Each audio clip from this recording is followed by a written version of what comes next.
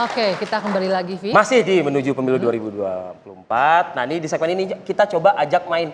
Kalau tadi kan semangat awalnya kan kita kan pengen santai, betul ya, Pak Sekjen ya? Santai dan berkebudayaan. Santai dan berkebudayaan. Oke. Untuk santainya ada games lebih enak nih, lebih menarik ceria, nih kalau biar misalnya ada malam hari games. ini lebih Ada ceria. game. Ada gamesnya. Ini di belakang di layar ada 3 box kita keluarkan yuk. Coba ada dilihat box, ya. Mana ada boxnya? A, Coba boxnya, ya. ada B, Nah, ini ada beda C. dari permainan biasanya nih. Kalau Tuh. biasanya narasumber disuruh milih, kita enggak. Enggak. Kita Ini kasih kesempatan penanggap yang milih ya. penanggap yang akan menentukan box ini. Oke. Pak Karni. Ilyas. Silakan Pak, mungkin dipilih. Dipilihkan Pak salah satu box ini untuk ketiga sekjen kita malam hari ini. Untuk dijawab. Untuk direspon. Ya, karena poros kiri porak-poranda, poros kanan juga porak-poranda. Saya pilih yang tengah. masih Yang di sama. tengah sejahtera nih kayaknya nih. Box B ya. Oke, box B, Kita lihat buka. ya apa isinya box B. Waduh, Wajah-wajah bakal calon. Ini yang bikin porak-poranda kayaknya ini. Wajah-wajah yang bikin porak-poranda. Apa yang mau ditanyakan? Betul. Ini saya mau ke Bang Muzani deh kalau gitu pertanyaannya ini. Ini tadi kalau kita lihat lagi tadi di wajah itu ada pilihannya pilihan beberapa ya. Ada yang paling muda juga. Kalau ada yang notice mungkin ada yang paling muda. Yang paling muda ini lagi rame nih Vi sekarang. Tuh. Dibahas di MK juga. Batas usia cawapres batas bawah. Batas bawah. 40 tahun. Ini digadang-gadang ini berkaitan dengan hajat hidup partainya Bang Muzani. Terkait dengan cawapresnya. Mungkin pernah mendengar narasi cawapres muda katanya dipasangkan dengan Gibran, Mas Gibran, Prabowo Gibran itu rame tuh Bang Muzani. Saya cuma pengen nanya ke Bang Muzani, adakah arah angin ke sana? Sampai sekarang kan calon presiden dan wakil presiden adalah orang yang telah berumur 40 tahun. Jadi mereka yang berumur kurang dari 40 tahun tidak memungkinkan. Siapapun dia, kalau umurnya belum 40 tahun, belum memungkinkan untuk menjadi calon presiden atau calon wakil presiden. Jika putusan MK nantinya mencabut batas usia bawah 40 Rubah tahun itu semua. merubah itu semua, ada kemungkinan? Sebagai kemungkinan mungkin saja, tetapi itu kan urusan Mahkamah Konstitusi. Jadi kewenangan hakim konstitusi tidak bisa Betul. diintervensi. Ya. Ya kami posisinya wait and see saja. Kalau dirubah mau nggak tapi pertanyaannya itu? Itu akan banyak bergantung kepada faktor-faktor lain. Faktor yang sebelahnya maksudnya. Enggak, itu saya kira itu lebih banyak faktor bagaimana partai koalisi, bagaimana keberlanjutan dan pembangunan dan seterusnya itu sangat penting. Oke. Saya mau ke Pak Presiden Jan Cukkers dulu.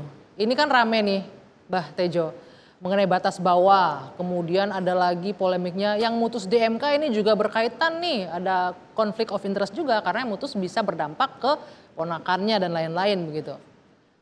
Bagaimana Anda melihat ini, Mas Tejo? Kemungkinan bahwa ya bisa jadi batas bawah itu dicabut akhirnya. MK tiba-tiba bisa mutusin itu gitu. Kalau feelingku ya pasti, tapi ini feeling seorang dalang bisa saja meleset gitu loh. Jadi Kalau kan dalang tuh biasanya benar karena dia yang create ya, biasanya. sebuah keputusan yang diambil karena ada desakan tertentu, walaupun tidak berhubungan, itu nanti dihubung-hubungkan.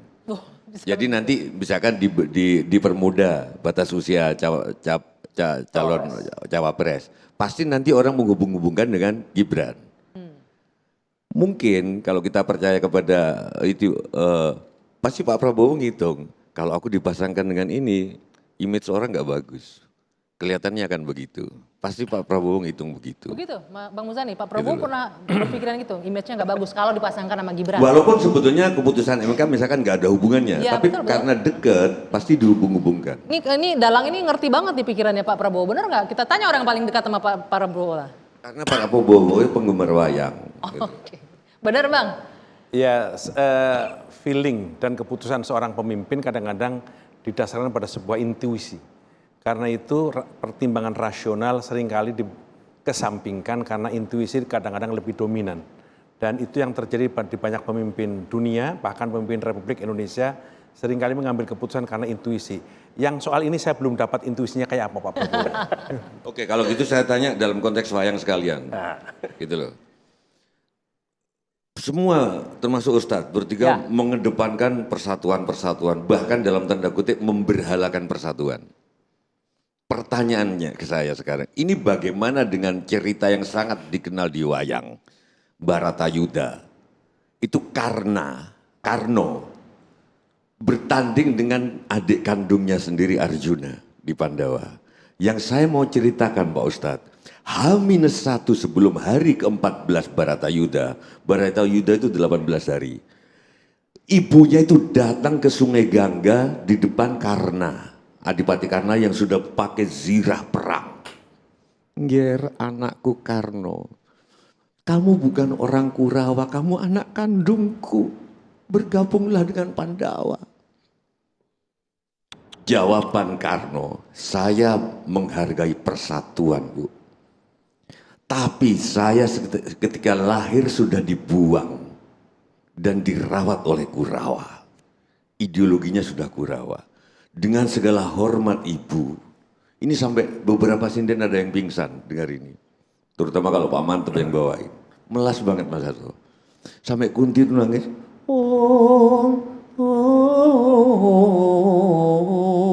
Kunti pernah meninggalkan, meluk terus minta izin Bu dengan segala hormat kepada Ibu. Baratayuda akan tetap saya lanjutkan. Besok saya akan berhadapan dengan adikku. Dia tidak memihak persatuan. Bagaimana ini? Saya mendengar kalian persatuan ini dia memilih nggak bersatu loh. Tapi ada cerita yang belum selesai. Gimana? Karena di situ dikatakan yang ragu bukan hanya Kunti yang menyayangkan anak-anaknya untuk bertarung, tetapi Arjuna. Maka Arjuna kemudian bertanya pada Krishna. Dan kemudian dikatakan oleh Krishna sebagaimana ditulis dalam kitab Bhagavad Gita, karmane ni vadikaratse mapalasu kadiacana. Yang artinya laksanakan kewajibanmu tanpa menghitung-hitung akibatnya. Karena menjalankan tugasnya sebagai seorang satria yang setia pada siapa yang merawatnya, Arjuna membela kebenaran melawan angkara murka. Itu yang terjadi. Iya, saya kira persatuan itu sesuatu yang paling mudah diucapkan, tapi sesungguhnya paling sulit untuk dilaksanakan. Terutama ketika menyangkut diri sendiri atau ketika orang-orang di sekitar kita. Apa sih masalahnya? Persatuan itu problem paling serius itu persoalan gengsi dan harga diri. Kadang-kadang persatuan itu terhambat oleh perasaan gengsi dan harga diri. Harga diri yang terlalu tinggi atau gengsi yang terlalu tinggi itu menyebabkan potensi untuk bersatu itu seringkali terhambat. Dan itu seringkali terjadi dalam kehidupan kita, bahkan dalam politik, seringkali itu. Sehingga gengsi harga diri itu seringkali menjadi penyebab ada perpecahan. Kan berbagai macam peristiwa peperangan ataupun pemberontakan di daerah, karena ini tokoh-tokoh di daerah ada harga diri yang terlalu tinggi, ada gengsi yang tidak disampaikan, akhirnya kemudian menjadi korban adalah rakyat semuanya. Karena itu saya kira para pemimpin harus mencontoh bagaimana harga diri itu bisa dikendalikan oleh mereka. Tepuk tangan dong, ya kan? Pak Sekjen, nyambung dikit ya, karena tadi ini sesuatu yang mudah diucapkan, tapi susah dilaksanakan. Nah sekarang saya nanya yang gampang dilaksanakan. Itu kira-kira yang masang spanduk Prabowo Gibran siapa ya Pak Sekjen? Ini kan agak lebih gampang dilaksanakan kan? Pak Sekjen tahu nggak? Nggak apa-apa, kalau nggak tahu nggak apa-apa kan? Saya terus terang tidak tahu Bang. Nggak tahu ya? Saya tidak tahu. Bang Ege lagian nggak mungkin Sekjen ngurusin spanduk. Kalau Pak gitu Sekjen loh. PDI Perjuangan tahu nggak kira-kira siapa yang masang? Nggak tahu juga ya? Tidak tahu. Kalau Pak Habib? Saya tahu. Siapa, Bib? Pastinya yang punya rencana. Ya, selesai. Saya kira mau jawab ini, saya tahu. Pasti yang tukang pasang itu adalah ya tukang pasang spanduk. Yang punya rencana ya? Iya, ya jelas Pandawa sama Kurawa nggak bisa bersatu, itu pasti. Wede, udah tahu wayang ini ya. Yang jelas Arjuna matinya menggatot kaca. Jawabannya, loh, sudah nanggap wayang kok. Jawabannya Adipati Karno, Ibu, kalau saya berkumpul dengan Pandawa, mungkin saya seperti perkutut yang sangkarnya emas, dikasih makan tiap Jumat dimandiin air bunga, tapi saya tidak bisa kekabrak terbang ke alam merdeka. Begitu. Jadi kalau pandangan saya ya jawaban tadi soal umur, ini saya pikir sah-sah saja. Namanya orang berkeinginan, tinggal rubah undang-undangnya, berhasil atau tidak. Karena undang-undang di pasal 169 huruf Q ini jelas harus dirubah dulu dari 40 ke 35. Kalau berhasil ya berarti sukses. Kita lihat aja tinggal beberapa hari kok. RPH-nya udah tinggal selesai, hilalnya udah kelihatan. Tinggal permasalahannya, segala sesuatu yang dipaksakan tuh masyarakat tuh pahamnya kayak apa. Nah, itu tadi, ya, yang apa dikatakan oleh Wayang Dalang tadi. Jadi menurut Habib, kalau seandainya putusannya dicabut 40 tahun, itu kayaknya maksa banget tuh buat karpet merah untuk anak muda. Inilah menariknya di Indonesia ini. Banyak hal undang-undang yang cepat bisa dirubah. Merubah hakim pun juga bisa cepat. Hari ini kita sepakati bisa dirubah. Inilah Indonesia. Kadang-kadang kesepakatan hukum itu bisa rubah atas kesepakatan. Karena misalkan di parlemen jumlah yang bersama penguasa itu lebih dominan, maka kehendak itu banyak bisa dirubah. Ini yang berbahaya. Bagusnya dominasi parlemen itu tidak boleh terjadi. Biarkanlah saja kebenaran, keadilan kita tegakkan dalam masalah profesional hukum. Oke, diserahkan ke hukum. Ya. Tapi kalau menurut hukum yang berhak mengubah soal usia tadi itu parlemen justru, bukan Mahkamah Konstitusi. Ya. Lah dalam hal ini bagaimana kita menyerahkan ke perasaan tadi bukan ke parlemen? Ya kita tidak boleh bawa perasaan untuk mengelola bangsa dan negara, Bang Karni. Kan kita harus lihat hukum harus berdiri di dalam konstitusi, praktek-praktek di dalam demokrasi yang sudah terjadi. Sehingga yang kita lihat bukan hanya sekedar mau batas atas, batas tengah. Kemudian ini menjadi relatif.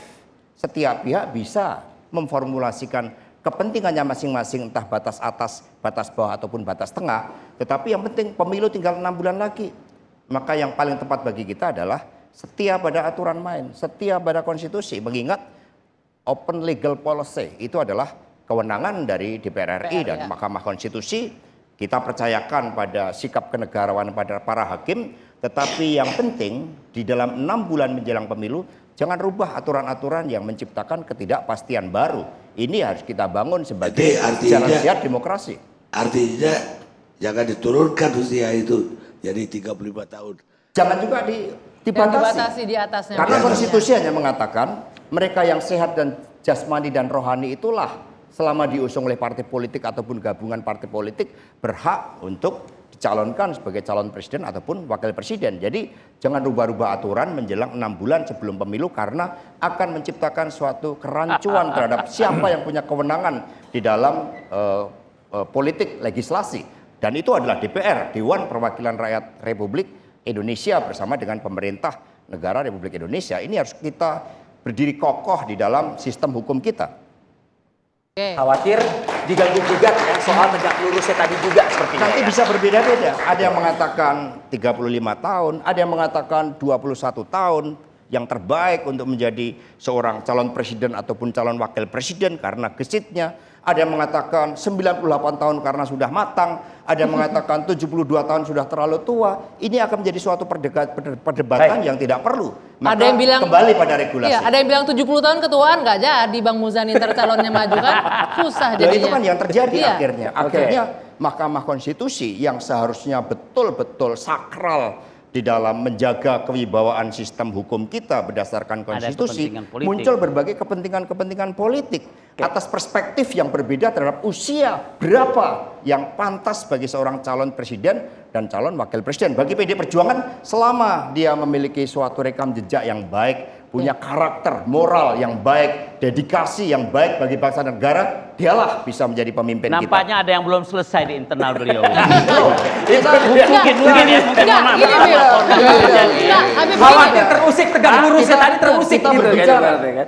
tentang bagaimana disiplin di dalam menjaga Saya demokrasi setuju, saya kita setuju. atas dasar Nggak, hukum. jangan-jangan gini Bib, nanti khawatir dengan adanya putusan itu Justru akan saya membela Pak Prabowo ketika ada yang mengatakan 72 Batas usia. tahun adalah usia Tapi Saya itu- membela Enggak, kebenaran mungkin- hukum saja kalau saya sih intinya.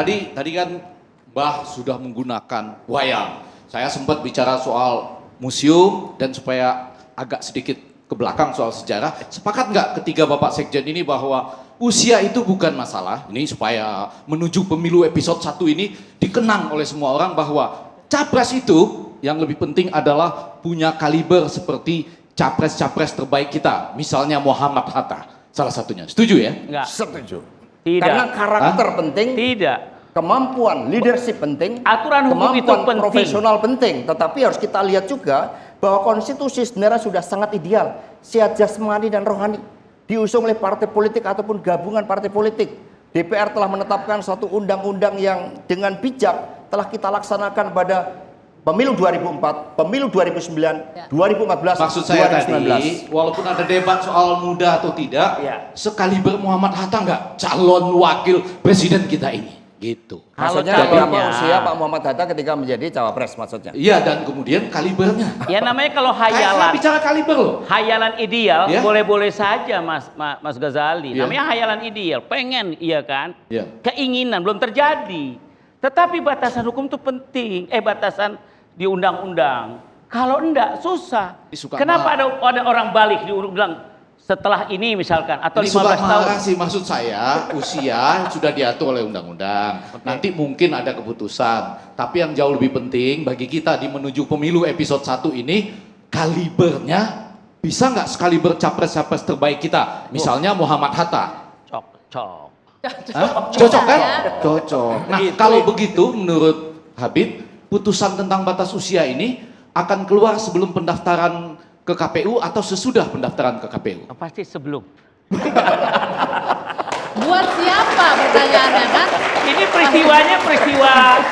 peristiwa sebentar ini. Ini kalau ada keinginan politik yang keras juga selesai nih. Oke. Jadi temanya jangan jadikan hukum sebagai alat kekuasaan. Ya. Tapi kalibernya ya, antara Hilalnya lain udah itu- kelihatan lah. Hilalnya udah kelihatan Ya, lah. walaupun tadi tebakannya sebelum pendaftaran ke KPU akan keluar putusan MK menurut Habib. Iya. Tapi kita bersepakat lah ya, berapapun batas usianya itu, kalibernya harus kaliber capres terbaik yang pernah dimiliki Indonesia. Oke, baik. Nanti kita masih akan... Wapres, cawapres terbaik yang pernah Karena dimiliki kalau Indonesia. saya tangkap ini Bang Ege, saya tangkap dari penjelasan Mas Hasto tadi yang panjang lebar, karena sedikit banyak, kalau putusan MK itu keluar, akan berdampak terhadap salah satu kadernya Mas Hasto yang akan nyebrang ke partai lain nantinya ya.